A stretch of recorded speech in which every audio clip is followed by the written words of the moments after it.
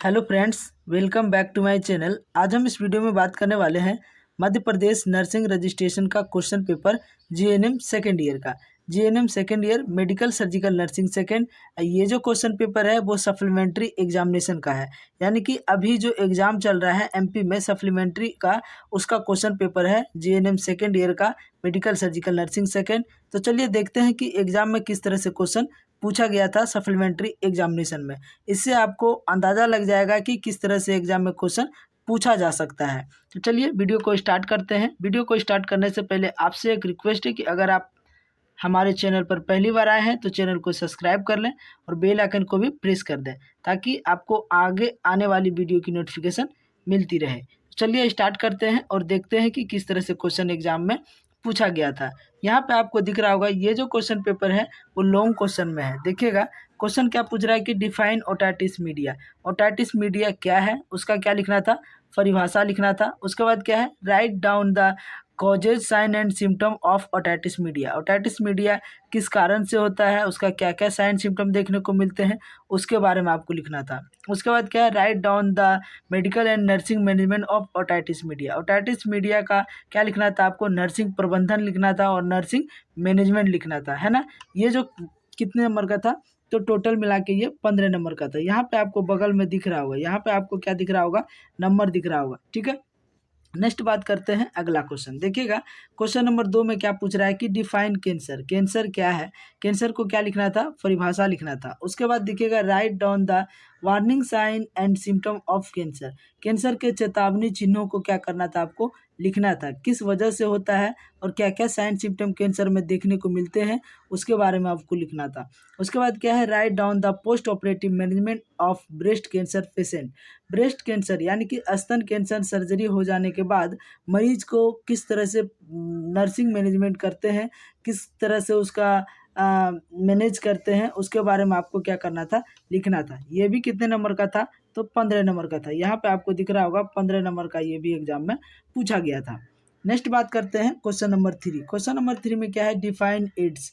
Ads की क्या लिखना था, परिभाषा लिखना था। उसके बाद क्या है, write down causes sign and symptom of AIDS. AIDS का किस वजह से होते हैं, उसका क्या क्या साइन सिम्टम देखने को मिलते हैं, उसके बारे में लिखना था। उसके बाद देखिएगा क्या है, describe the nursing management of patient with AIDS in detail. AIDS के मरीज को किस तरह से नर्सिंग प्रबंधन करते हैं, किस तरह से नर्सिंग मैनेजमेंट करते हैं, उसके बारे में आपको क्या करना था, विस्तार पूर्वक लिखना था, जो कि ये भी 15 नंबर का पूछा गया था, ठीक है। ये भी कितने नंबर का पूछा गया था, तो 15 नंबर का पूछा गया था। नेक्स्ट बात करते हैं क्वेश्चन नंबर 4। क्वेश्चन नंबर 4 में जो है वो क्या है, short filling in the blanks में है। देखिएगा फिलिंग इन द ब्लैंक्स है, जो कि 5 नंबर का एग्जाम में इस बार पूछा गया था। यहाँ पे आपको दिख रहा होगा 5 मार्क। देखिएगा क्वेश्चन क्या बोल रहा है कि inflammation of sinus is known as. Sinus का जो इन्फ्लामेशन हो जाता है उसे क्या कहते हैं, तो उसे कहते हैं साइनाइटिस। क्या बोलते हैं, साइनाइटिस बोलते हैं। लिख लीजिएगा, इसका राइट आंसर क्या हो जाएगा, साइनाइटिस हो जाएगा, साइनाइटिस, ठीक है, इसका राइट आंसर हो जाएगा। नेक्स्ट देखिएगा क्या है कि watery discharge from the nose is called. नाक से पानी जैसे द्रव यानी कि फ्लूइड का निकलना क्या कहलाता है, तो नाक से जो पानी निकलता है उसे रनिंग नोज भी बोलते हैं, या आप इसको रहनोरिया भी लिख सकते हैं। क्या लिख सकते हैं, इसको बोलते हैं रहनोरिया, RHINORRHEE, रहनोरिया, ठीक है। इसका दूसरा नाम होता है रनिंग नोज के नाम से भी इसे जानते हैं। अगर आप रहनोरिया लिखे होंगे तो सही हो जाएगा, या आप रनिंग नोज भी लिखे होंगे तो सही हो जाएगा, ठीक है। नेक्स्ट बात करते हैं, देखिएगा क्वेश्चन नंबर 3 में क्या है। क्वेश्चन नंबर 3 में surgical removal of the breast is called.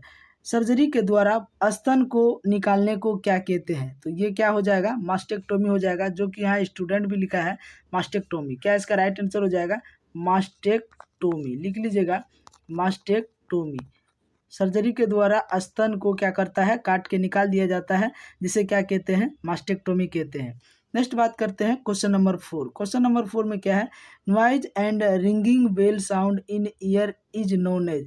कान में शोर या घंटी बजने की आवाज़ को क्या कहते हैं, तो उसे कहते हैं टिनिटस। क्या बोलते हैं, टिनिटस, टिनिटस हो जाएगा, लिख लीजिएगा, टिनिटस बोलते हैं उसको, है ना, टिनिटस। कान में घंटी जैसा बजने का आवाज़ आता है उसे टिनिटस कहते हैं। नेक्स्ट बात करते हैं question number 5, the condition in which intraocular pressure is उसके बाद देखिए यहाँ क्या है, increase is known as. Intraocular pressure जो बढ़ जाता है किस में बढ़ता है और उसे क्या कहते हैं, तो ये एक आई डिसऑर्डर है जो कि ग्लूकोमा में बढ़ जाता है। किस में बढ़ता है, ग्लूकोमा में बढ़ जाता है। तो यहाँ पे आपका क्या हो जाएगा, ग्लूकोमा हो जाएगा, ध्यान रखिएगा, ग्लूकोमा हो जाएगा इसका राइट आंसर, जो कि यहाँ पे स्टूडेंट ने भी लिखा हुआ है ग्लूकोमा। तो इसका राइट आंसर क्या हो जाएगा, ग्लूकोमा। ग्लूकोमा में क्या होता है, इंट्राओकुलर प्रेशर बढ़ जाता है। और कैटरेक्ट में क्या होता है, ओपेसिटी ऑफ द लेंस होता है। ठीक है, ध्यान रखिएगा। नेक्स्ट बात करते हैं क्वेश्चन नंबर 5। देखिएगा क्वेश्चन नंबर 5 में क्या क्वेश्चन पूछा है। क्वेश्चन नंबर 5 में जो क्वेश्चन पूछा था, मैच द फॉलोइंग में, मैच द फॉलोइंग में पूछा था क्वेश्चन, जो कि देखिएगा किस तरह से क्वेश्चन पूछा गया था। यहाँ पे आपको दिख रहा होगा, ये भी कितने नंबर का था, तो 5 नंबर का था। देखिएगा यहाँ पे क्या है, एक तरफ है ग्लूकोमा, इस तरफ का और इस तरफ से उसमें क्या करना होता है, मिलान करना होता है। तो यहाँ देखिएगा पहला क्या है, ग्लूकोमा। तो ग्लूकोमा क्या है, एक आंख की बीमारी है। अभी जस्ट में बात किए थे कि ग्लूकोमा क्या है, एक आई डिसऑर्डर है, जो कि कहाँ पे है, यहाँ पे आ जाएगा आई डिजीज। यहाँ पे 4 नंबर में ग्लूकोमा का क्या हो जाएगा, आई डिजीज हो जाएगा। उसके बाद देखिएगा ट्रेक्शन, ट्रेक्शन जो दिया जाता है वो फ्रैक्चर वाले पेशेंट को दिया जाता है। ट्रेक्शन का मतलब होता है सहारा, है ना। तो फ्रैक्चर जैसे हड्डी टूट जाता है तो वहाँ पे एक ट्रेक्शन दिया जाता है, जिसको हिंदी में क्या बोलते हैं, पट्टी बोलते हैं या फट्ठी बोलते हैं ना।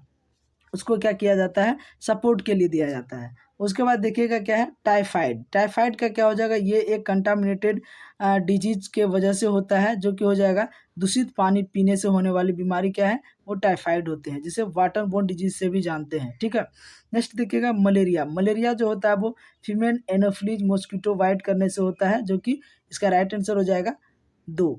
उसके बाद क्या है, रेडियोथेरेपी। रेडियोथेरेपी जो चलता है वो कैंसर में चलता है। एक तो चलता है कीमोथेरेपी और दूसरा चलता है रेडियोथेरेपी। ठीक है, इसका क्या हो जाएगा, कैंसर। तो इस तरह से एग्जाम में आपको क्या करना था, मिलान करना था, जो कि कितने नंबर का आया था, 5 नंबर का आया था। नेक्स्ट बात करते हैं क्वेश्चन नंबर 6। क्वेश्चन नंबर 6 में देखिएगा क्या है, true and false. True and false में किस तरह से क्वेश्चन पूछा गया था, यहाँ पे आपको दिख रहा होगा। ट्रू एंड फॉल्स भी एग्जाम में 5 नंबर का क्वेश्चन पूछा गया था।